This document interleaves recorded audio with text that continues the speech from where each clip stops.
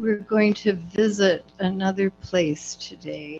If you look at the screen, you will see a photograph of that I took towards the end of my journey. If you look through the clouds, you will see the Pyrenees mountains waiting for me to reach their foothills.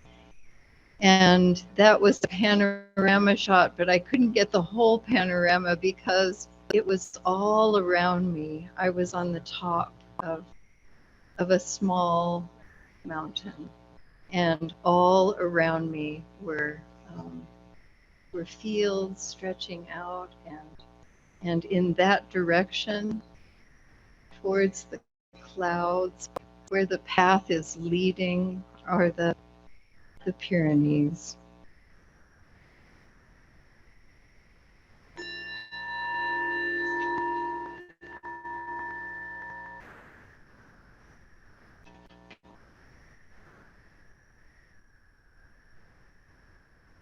We ring this bell this morning to affirm our collective hope for peace.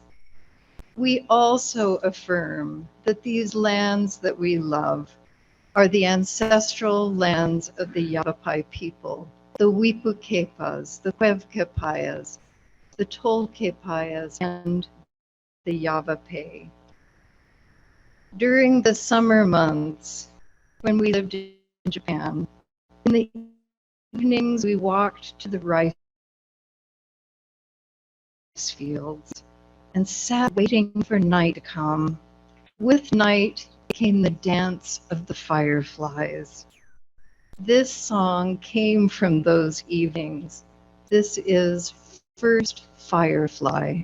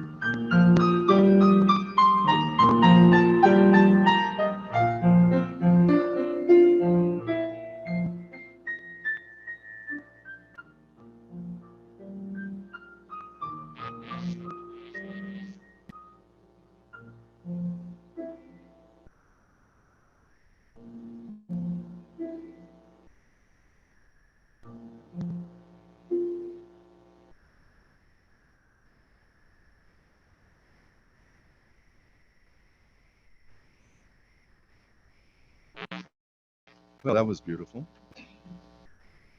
Good morning and welcome to Granite Peak Unitarian Universalist Congregation. I'm Jacques Wood, the Work Associate for today.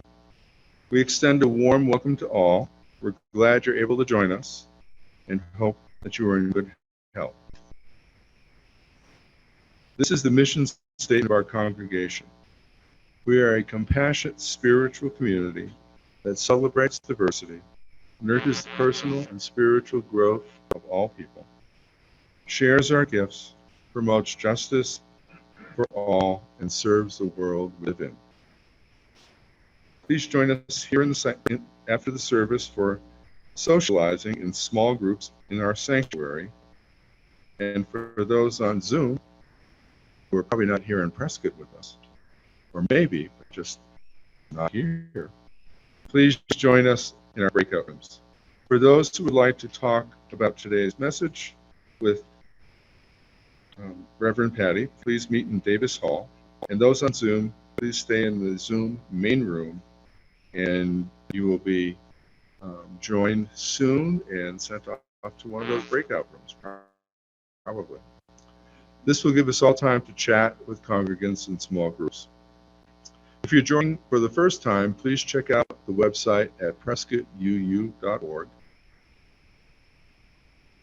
for more information about us. There'll be time to introduce yourself at the end of service, and then please stay and chat with a member or two. We thank our pianist, Lena Eubin, our choir director, Mary Lou Prince, and our choir, and all of our city volunteers. Please take a moment, set your phones on worship mode. In light of the tragic events in Hawaii this past week, I looked for a short poem online, and I found this. The author is Robert Hemstra in Pennsylvania. I hear one of those. Tragic events occur. Sadness fills all of us. Better days will come.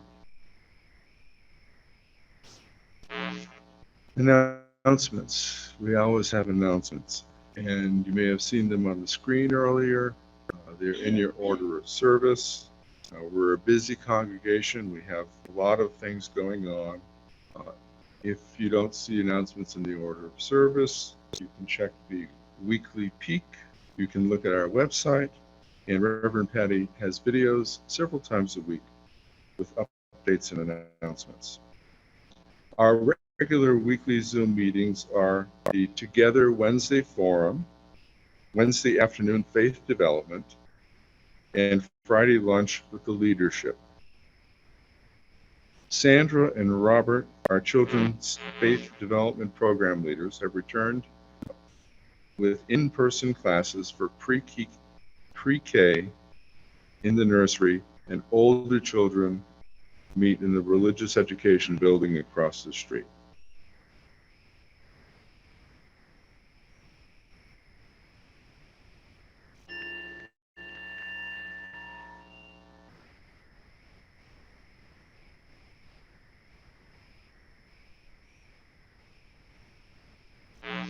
We begin our service in the Unitarian Universalist tradition of lighting the chalice. Our chalice lighter this morning is Barbara Wilson.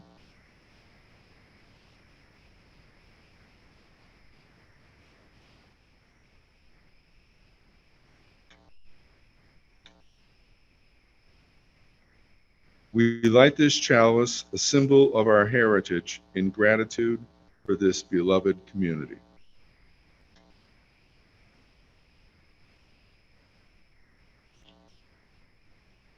Good morning. Oh, thank you. I come to you, as Jacques began to mention. I think all of us are holding what we have seen during this week of those fires in that beautiful place. And we will be holding that later as a community in our joys and sorrows. I also come to you with a heart full of gratitude for the many days, the 37 days I spent walking with one day of rest. 10 to 20 miles a day on a medieval pilgrimage path. And today I hope to bring you some wisdom from that path. One wisdom is, if I do it again, I will rest once a week. I also come to you with the sound of the spotted towhee. Anybody know that bird? The spotted towhee.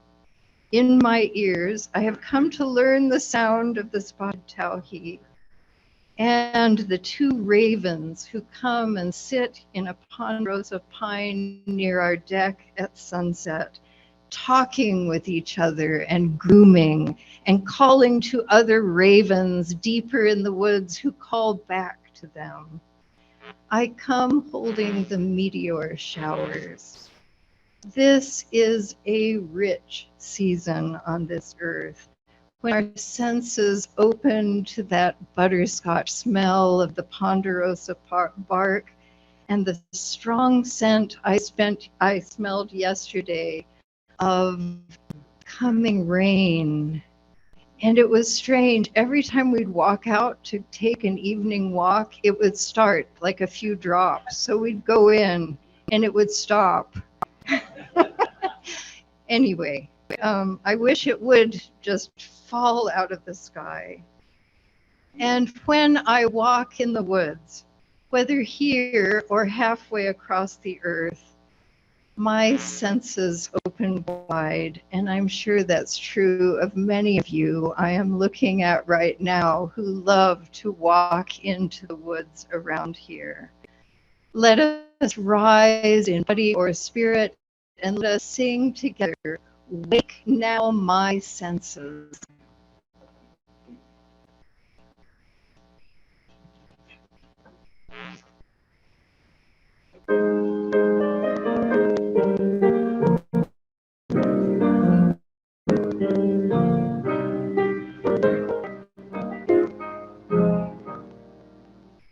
Wake now my senses and hear the earth call. Feel the deep power of being in all. Keep with the web of creation your vow. Giving, receiving as love shows us all. Wake now my reason, reach out to the new. Join with each pilgrim who quests for the true. Honor the beauty and wisdom of time. Suffer thy limit and praise the sublime. Wake now compassion, give heed to the cry. Voices of suffering fill the wide sky. Take as your neighbor, both stranger and friend, praying and striving their hardship to end. Wake now my conscience, with rest as thy guide. Join with all people whose rights are denied. Take not for granted a privileged place. God's love embraces the whole human race. Wake now my vision of ministry clear. Brighten my pathway to radiance here. Mingle my calling with all who will share. Work toward a planet transformed by our care. Thank you. Thank you. And now let us say our covenant together. Love is the doctrine of this congregation. The quest for truth its sacrament, and service is its prayer. To dwell together in peace, to seek knowledge in freedom, to serve others in community. Thus do we covenant together. And now I invite you into another kind of time. The time when we hold this earth and we hold each other and all the joys and sorrows that are with us in this space and in our cyberspace. I invite those of you who are on Zoom, if there's someone you would like to hold in our community, to please write that in the chat. And those of you who are here in this room, we have started something different where you, instead of my trying to understand the name you are saying, which was not working very well, we are asking you to put a joy or sorrow on a piece of paper and send it to me. If you're thinking of one right now you would like to, please write it on your program and give it to me. and I will mention that during our prayer. So let us now enter this time.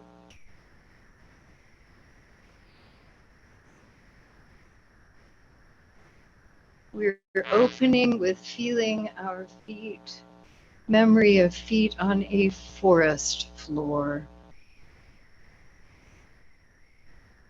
Those needles, that scent, the wonderful sense of the forest.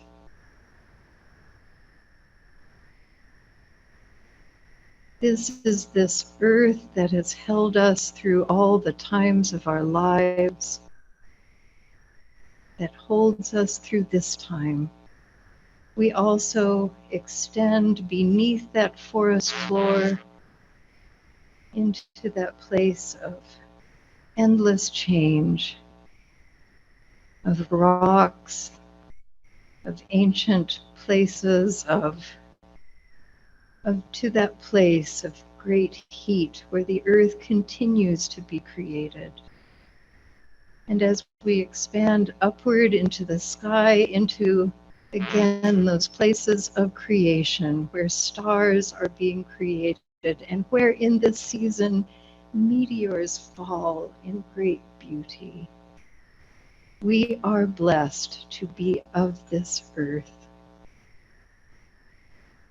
We hold this earth, we hold our community, we especially hold our greater community, and our Social Justice Ministry Council wants to hold especially those living with food insecurity. So if you have items, you can bring them up at the time you bring stones. We are serving more and more people across the street, and a concentrated number are truly being able to change their lives, and we are grateful for their presence among us. We hold especially the people of Maui, the 93 who have died, their loved ones, and the devastation to the plant and animal life of that beautiful place. We hold Dan Reardon, who is recovering well from surgery. We hold Jackie Hurst, who is among us today. Thank you. We hold Dixie King. We hold Lydia Garrett. Her 90th birthday is tomorrow, I think. And we are going to have a cake, and I'm saying this right now. For those of you who are on Zoom within walking distance, not within driving distance, I'm sure you might want to come for the cake. When I mention cake, sometimes I see these Zoom squares disappear, and I know what's happening. So we also hold Paul, who is struggling with his bipolar problems. And on Wednesday, Brian and Stephanie Willison are moving their daughter Ainsley into her dorm at University of Arizona. Wow. We hold the joy of that moment, and also the sadness of those parents coming back and going, she isn't here. Oh, we hold the joy that Patty is back. Oh, I love that. Oh, we hold a joy that we have such a great worship committee that provided us with 6 great services while I was gone. Yay, worship team. Yay, worship team. Thank you. Thank you. And let me just see if anything came in on the chat. No names on the chat, but I recognize Patrick and Leslie Grady's names, and we hold them in joy because they are recovering well from COVID. And we continue to hold joy for Frank Beeson, who is coming back, coming back to good health. So let us enter this time. We will have meditation music for you to meditate. You can sit where you are, or you can come up and physically embody those joys and sorrows with a stone or more stones that you put in these bowls. And we have one on each side, so I invite you to enter that time.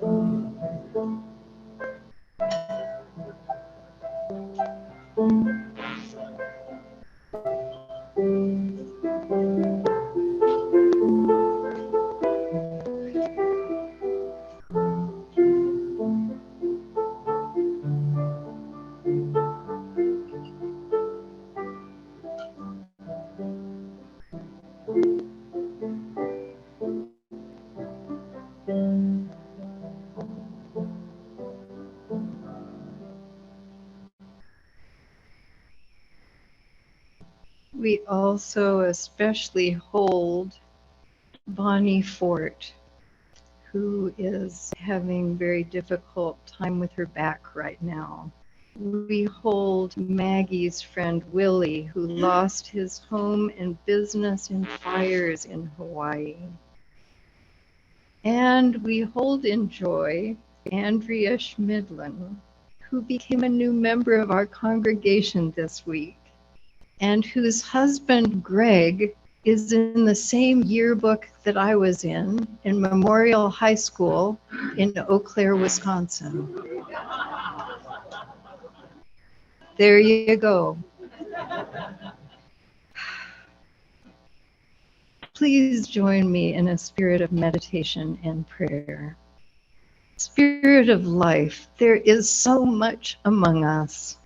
We are grateful for the beautiful nature that surrounds us, for the ever-changing clouds, and we ask to hold all of these things that are on our hearts and minds, the joy of a daughter going to school, going away to university and following her dreams, and the sorrow of losing a business in a great fire.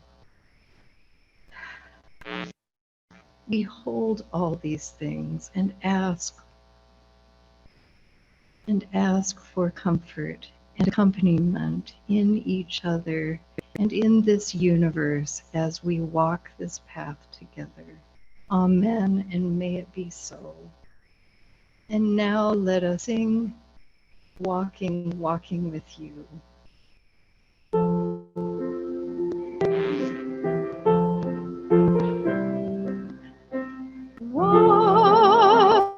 Walking, walking with you, walking with you is my prayer. The music for the offertory that you will hear soon was written to express what we saw in the woods around us in Japan, the light that seemed to dance through the woods.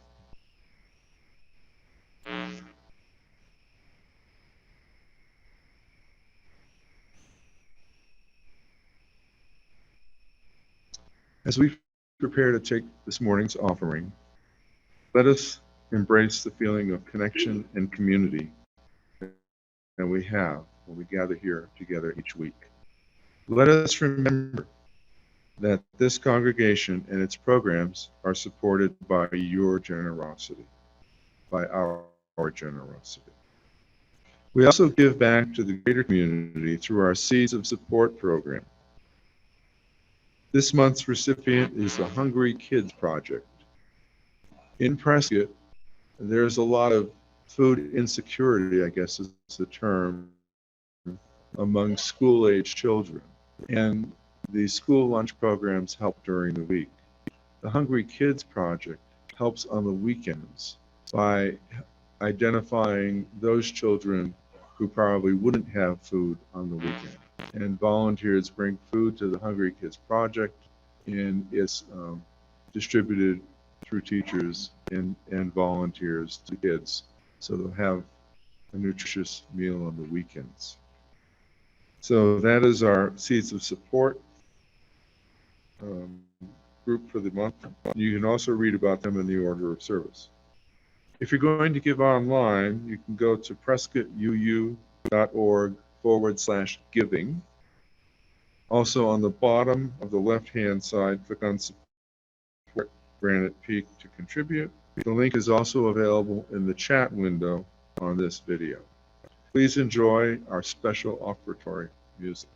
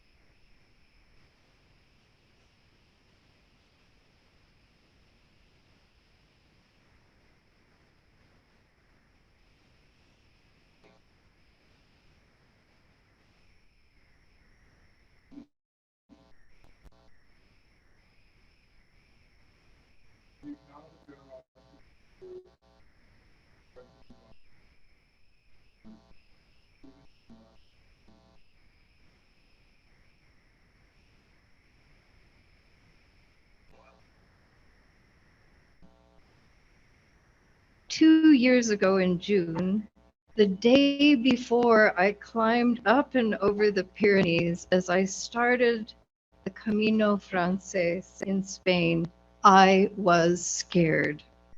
That was 1,000 miles ago.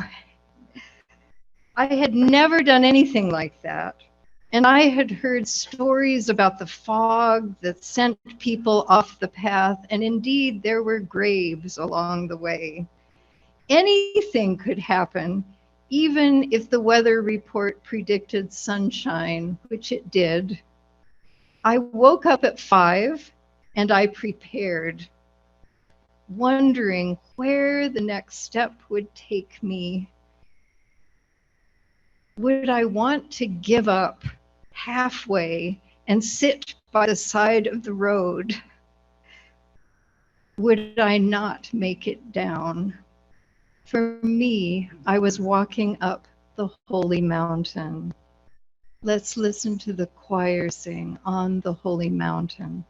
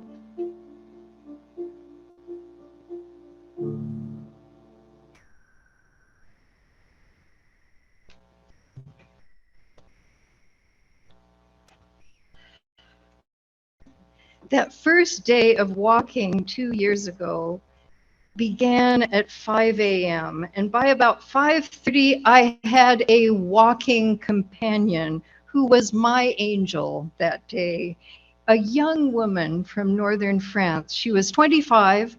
She had a really heavy backpack and she had not trained even once. I had many more years, a light pack, and lots of training, and no experience either. We were perfectly matched. Both of us wondered if we were up to this, and we had a lively conversation about what she wanted to do in the future, which is why she was taking this walk.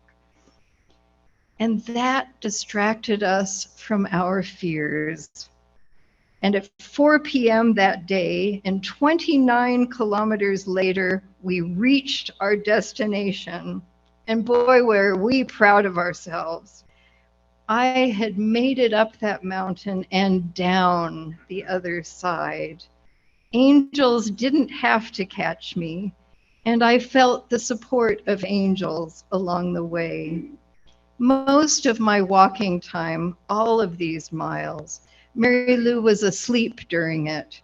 Even so, I kept and felt her support of this crazy idea that I had to make this walk. That Camino Frances in Spain, which I walked during the summers of 2021 and 2, is blessed with lots of yellow arrows. You may have heard of them. There are lots of scallop shells, yellow arrows, blue and gold signs that tell you where you're going. So walking those miles, that 500-mile set, I only became lost a handful of times, mostly in cities because there was so much to distract from the signs. But on the signs for the Chemin du Puy, which was the one I did this year, it was completely different. France has lots of walking paths. They're called grandes randonnées, these great walking paths. And the Chemin du Puy that stretched across France to meet the Camino Frances, where I started 2 years ago, was Grande Randonnée, GR, number 65. And sometimes there were signs for GR 65, and sometimes there was a red line over a white line. And there was a red and white X to mark if you were going the wrong direction. Other walking routes, because there were many crossing France, were indicated in orange, close to red, or other colors, which after a couple of years kind of blended in to lots of lines on trees.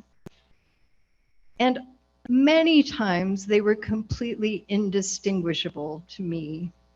And especially when I was in a rainstorm, which was what happened my first day, lightning and thunder around us, looking for little red and white lines. To give you an idea of the challenges with the signage, Mary Lou has made a video of the photographs I took of paths and signs along the way.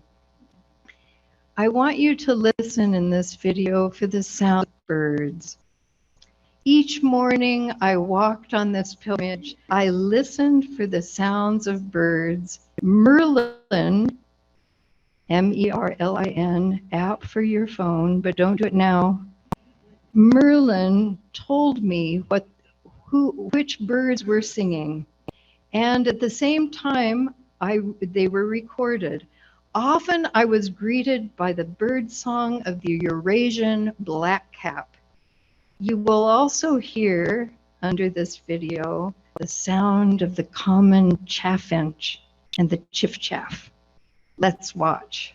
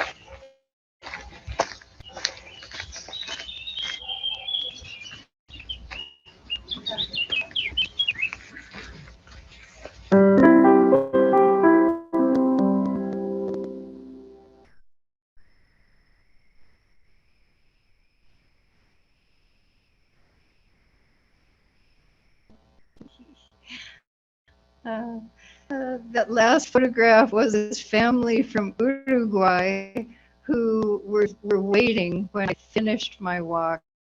I ended at the gate of Saint-Jean-Pied-de-Port, and they were there. And I wanted somebody to take my picture, but it ended up being a group picture, which was much better.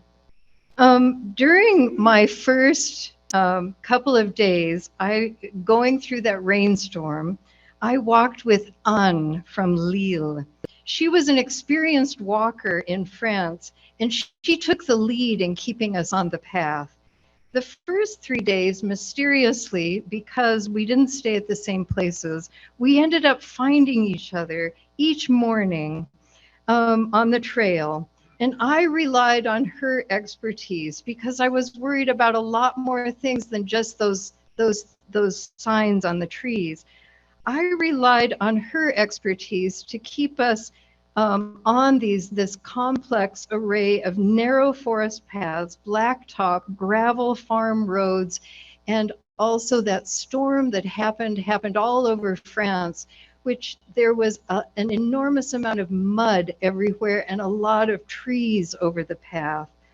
And around there, then, after just 3 or 4 days, we entered this area that I'd only read about in books. It was the legendary Massif Central.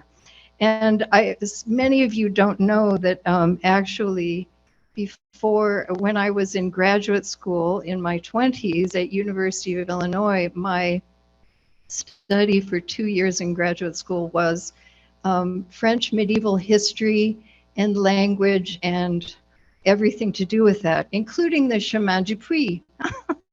So these were places I knew the stories from these places. Mary Lou and I had driven there before in rental cars, and this Massif Central was kind of like a Death Valley or something. I am trying to think of how you would compare it to a place here, but it was an enormous forested area, and some places not with forest, but there were legends. This is an old place, and there were legends with this. The day that we were going to just begin crossing that area into forest, Anne decided she wanted to walk on her own. And actually, I wanted to too. And she was a triathlete. So she would kind of run ahead and wait for me. So I always had that feeling like I was keeping up with Anne. Anyway, so we went off on our own, but we were entering this forest that was called the Domain of the Beast. The beast is a cross between a yeti and a wolf. And this animal hauled off a number of lambs and sheep, in fact, 365 in a year, one per day. But this was also an area that didn't just have the GR65, the Chemin du St crossing it. There were lots of other trails crossing it. And walking alone, I came to this village, and there were arrows going both ways as to which was the Chemin du St, which did sometimes happen, and no one ever knew the answer, which was very different from Spain. Nobody knew which way I should go. They would just look at me. So they didn't know if I'd say, oh, the Chemin de St, the Chemin du St. They'd just be looking at me. So there was another pilgrim so she and I decided to go off to the right. So we walked, but then she was a smoker, and she stopped to smoke. And it was a gorgeous day. There was this wonderful breeze kind of pushing me along. And there was good shade from the trees. I was walking between all of these trees. There was quite a large path going between these trees. There were surprisingly very few signs. But there were lots of small roads going off, kind of like when you're in a public forest, which it was. It was public forest land that I was walking through. There were ways for forest workers, and So I stopped and I looked at my map, and I could see that there was kind of a network of paths crossing there. And then I realized, looking at the trees, because I continued walking, that there were no trees that had any red and white signs on them at all. But there was an X on one tree in one direction, but it wasn't a red and white X. It was a different X. So I thought, well, perhaps the X changed color. I had to keep trying to make myself feel like I was okay. So I rejected that direction and I kept walking in the way I was going. And then the path that had been going uphill began going downhill. And then I started to go out of the forest. And I am telling you, I probably walked about 7 kilometers alone on that path before I got out of the forest. And that was at about kilometer 22 of my day. So I got out of the forest, but I didn't see any pilgrims and no signs on the trees. So I stood on the road and I looked back, and I felt a lot like Gretel of Hansel and Gretel, because I had no idea which way to go back. I had no idea which way I had come. I had no idea which path I should go on. But so I kept going, because that's kind of what I would do. So I kept going. And after a while, I came to a village. Looking at my map, I was hoping it was Domaine du Sauvage. It's a village named the Domain of the Savage Beast. But I found a woman in a big hat in that village, and I asked her, "Is this the domain of the savage beast?" And she said, "No." And she gave me the village's name, which I've forgotten, and it's so small, I don't think it was on the map. But then she said, after we'd had some conversation about how far away the domain of the savage beast was, she said, "There are wolves. Il y a des loups dans les forêts ici." There are wolves in the forests around here. Sometimes they take 1 sheep a day. And then we sat longer on the stone wall, and she told me the story of her coming to that place from Aix-en-Provence. And then she said, "There are serpents too. A child in this village was bitten by a serpent. She was seriously ill for 6 months." So I won't get on to the long story, but I did finally end up in the right place. And my encounter with this woman gave me a very fun conversation point with my French friends. But I wondered, what had gone wrong? I did not want this happening every day. It's like funny once, but I did not want it every day. And there were actually wolves in those woods. And I had been lucky to find a village.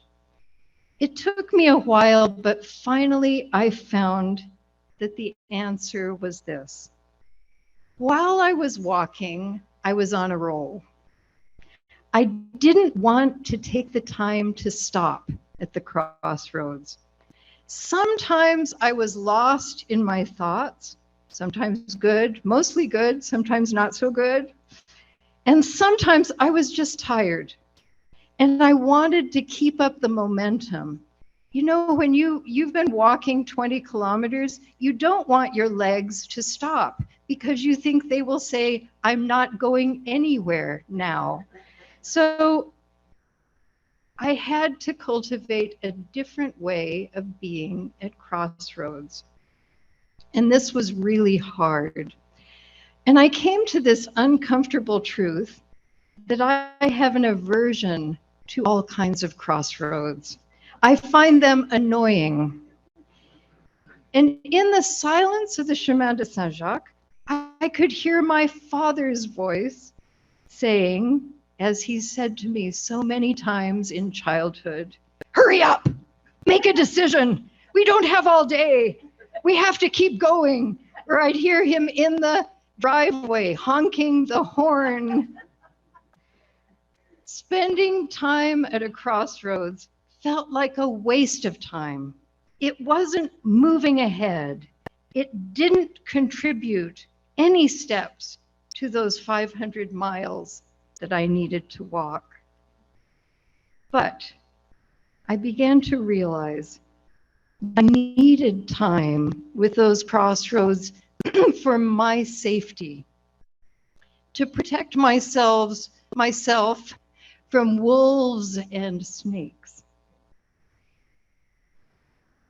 but also to just keep myself on that right path.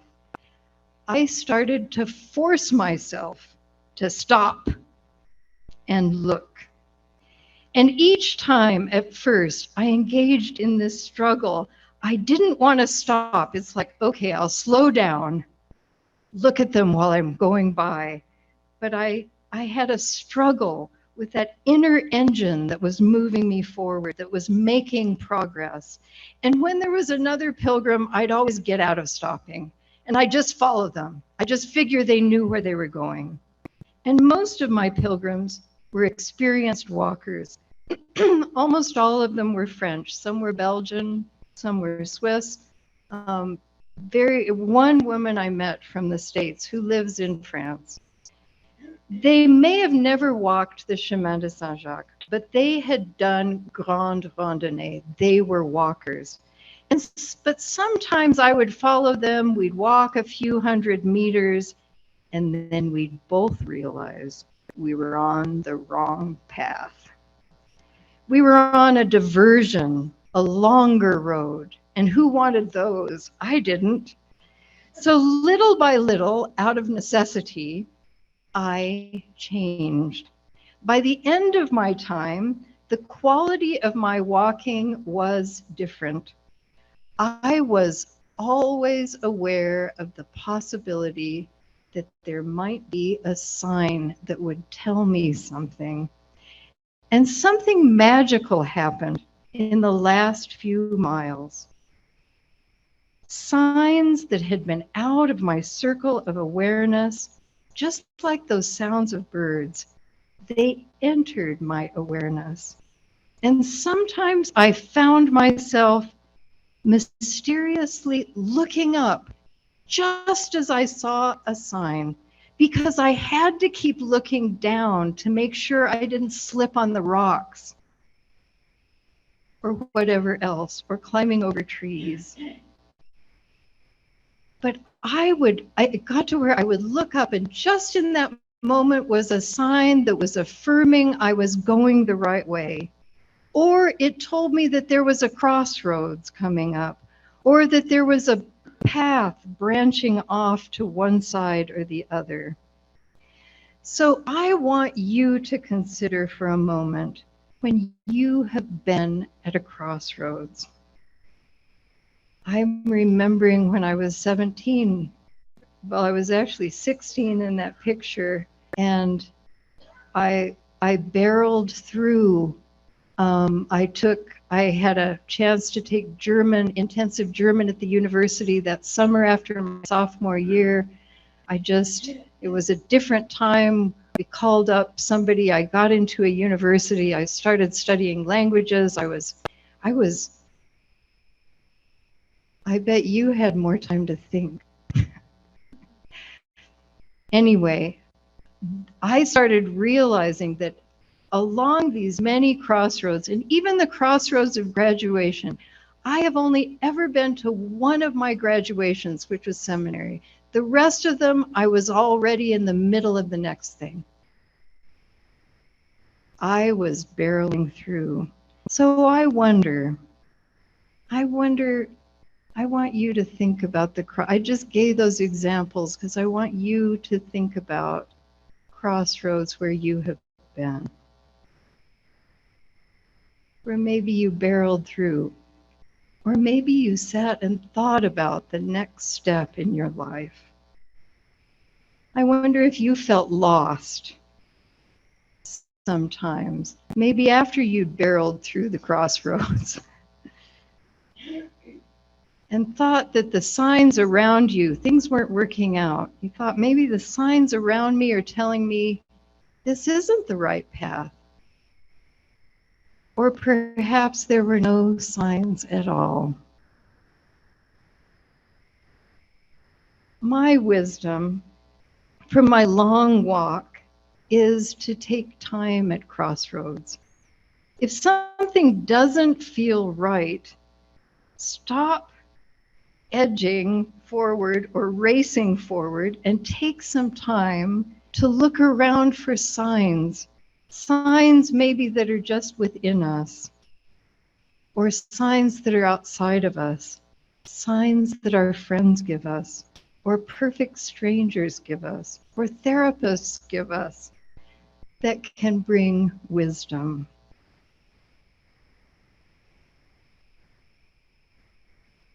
I am bringing this up today from my walk because I think that we as a congregation are at a crossroads. This became very clear to me when I was away. We have been at a crossroads about this building for a very, very long time. And before this pilgrimage, I wondered if the wisdom would be, let's just barrel through, because that's what I like to do.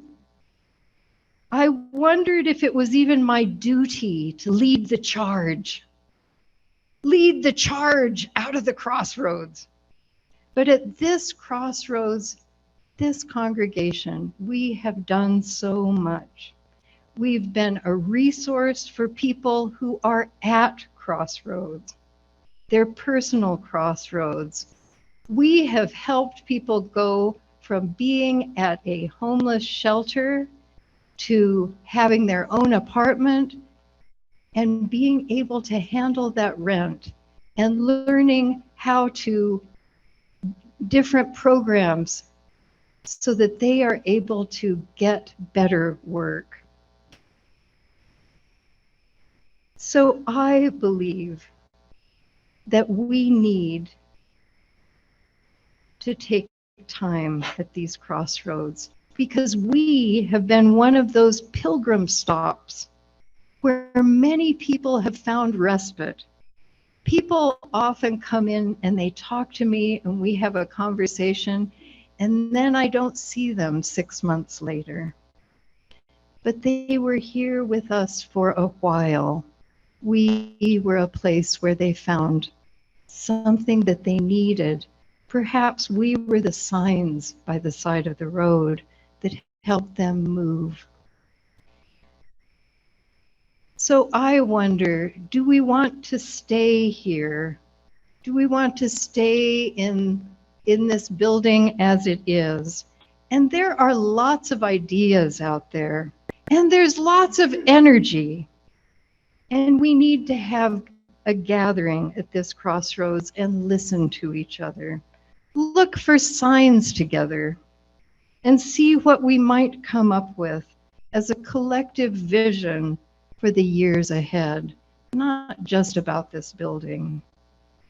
And we also need to do this while keeping that feeling of community that has been built beautifully through many, many years. On August 26th, Reverend Sarah Gibb Millspaugh is coming to facilitate this gathering at our crossroads. She's not coming with any agenda of how she wants this to come out, and I hope we don't either. She's coming to facilitate our sitting together and listening to our inner voices and to the voices around us. Please come. I would even let you get out your phones and mark it on your calendars. You need to be there because crossroads can be places of miracles.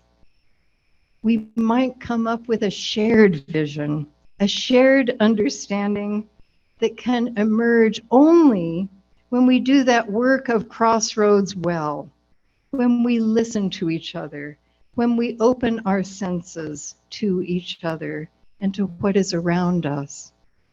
I believe that something will emerge. And we have almost 2 weeks to prepare. And I invite you not to prepare your fine arguments about how you think things should be. But I hope you prepare as I had to prepare to enter those crossroads with an openness to whatever I was going to find there. I hope that we can see at that crossroads, that we can see each other's faces, our long experience with each other, the love and the standing by in joys and sorrows. I'm going to shift Rumi's words a little. Out beyond ideas of who is wrong and who is right, there is a field. I'll meet you there. I'm going to read that again. Out beyond ideas of who is wrong and who is right, there is a field. Let's meet each other there. I think it might be a great opportunity for a dance. Amen, and may it be so. And now I invite you to rise in body or spirit so that we can sing one of Lydia's favorite songs, Let It Be a Dance.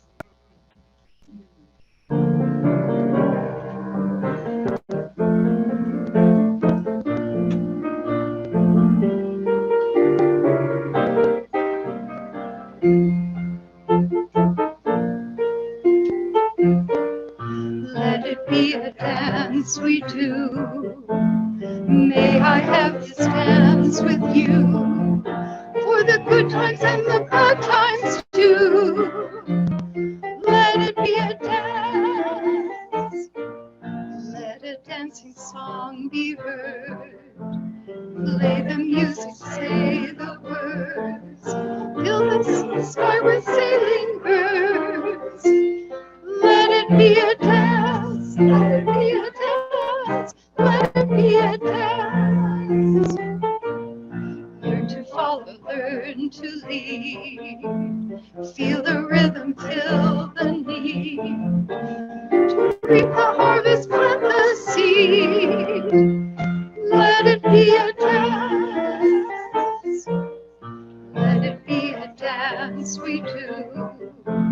May I have this dance with you, for the good times and the bad times too. Let it be a dance. Everybody turns and spins like a willow turns and bends. Willow in the wind. Let it be a dance. Let it be a dance. Let it be a dance. Joy is born, we all must die. A time for joy, a time to cry. Take it as it passes by. Let it be a dance. Let it be a dance we do. May I have this dance with you, for the good times and the bad times too. Let it be a dance. Work comes out at night. Without the dark there'd be no light. If nothing's wrong, there's nothing's right. Let it be a dance. Let it be a dance. Let it be a dance. Let the sunshine, let it rain. Share the laughter, share the pain. And round we go again. And let it be a dance. Let it be a dance we do.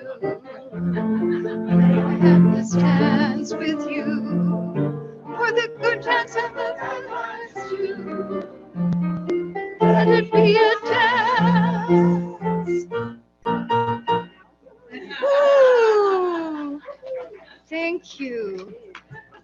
And my closing words are actually a continuation of, it's of another crossroads. I had another kind of crossroads that happened after about 350 miles when I noticed that I could feel every rock and pebble under the soles of my shoes, and it was time to change them. I had the same brand and size in my suitcase, and I should have switched off over and over again earlier, but I didn't. I didn't think I'd need them. So when I put them on, at first my feet were angry, especially the big toe of my right foot that felt like it was being stabbed by a hot poker. And of course, when you're being stabbed by a hot poker, you can't walk normally, one foot in front of the other. So that caused problems with my left leg. And I had shooting pains down my left leg. I was at a crossroads. And I had 20 miles that day ahead of me. And I was wondering if I was going to have to call Mary Lou and say, I'm going to take the train to Paris and go home. Because I wasn't going to be able to walk like that. So I was just in too much pain. So at 6:30 the next morning, after meditating at this beautiful church, I ran into Thierry. I knew Thierry from another time we ran into each other. He was a singer of French songs. We started walking together, and I told him, I do lyrics for songs too. And he said, I want to listen to one of those songs. So I was actually able, as we were walking along, to play for him Light in the Window, which is a song that's perfect for a journey. And then he played me songs of him singing on YouTube. And the whole day we talked about songs and all of these marvelous things. And after 20 miles, I thought, I didn't even notice my leg. I didn't even notice my foot. Thierry was my angel, because if he had not appeared, I would have been thinking about my foot and my leg, but he helped me, just distracted me. And we had this brilliant day together, and he still sends me pictures because he continued on to Spain. Maybe I'll have him come here and sing his chanson for us. So our postlude is a song that I'm going to send to Thierry. It's a song called the Metro Song that Mary Lou and I wrote at the time we met in Paris. And I was 21 and she was 24. I'm waiting for the metro.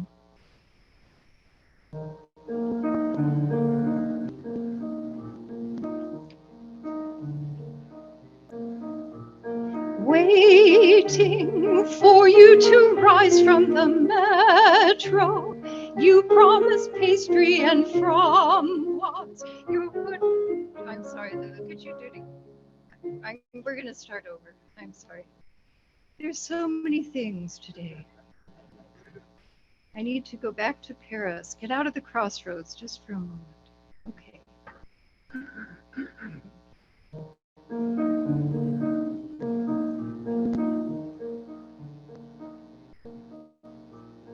Waiting for you to rise from the metro.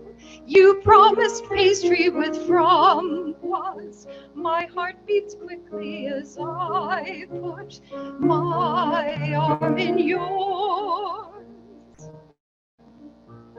That day we walked alone in the garden, holy in silence of winter. We fell in fields with our arms stretched out to make wings. Sunlight sparkled on frost-covered benches where we had whispered our secrets. father-in-law. Evening came with the voices of sellers, calling to us to buy chestnuts fresh from the farm.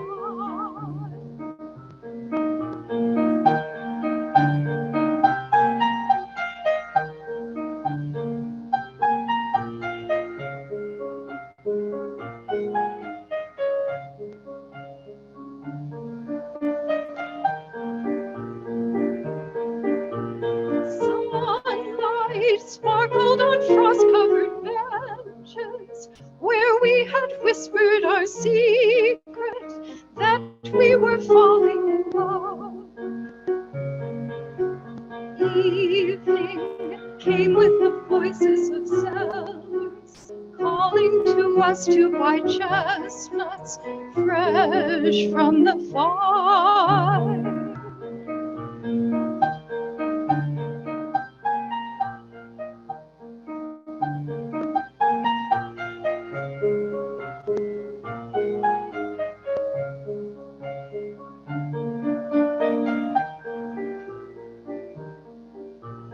Waiting for you to rise from the metro, you promised pastry with framboise. My heart beats quickly as I put my arm in yours.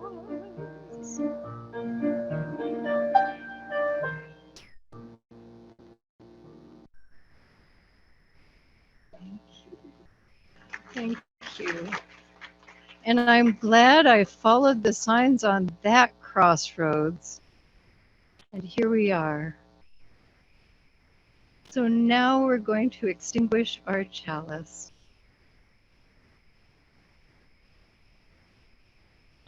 We extinguish this flame, but not the light of truth, the warmth of community, or the fire of commitment.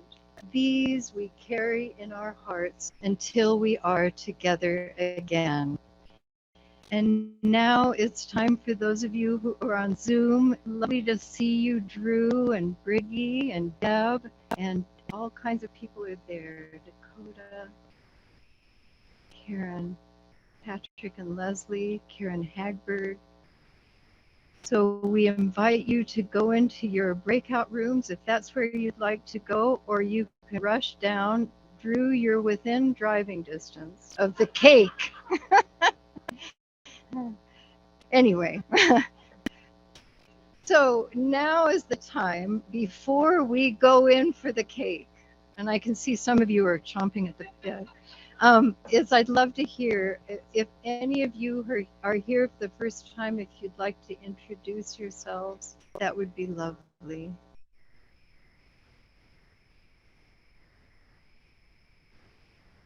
Yes.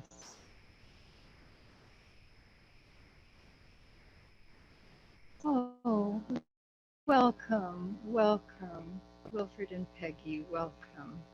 Okay, it's time for cake. And just let me make it to that place in there so that I can say hi to the people who want to say hi. And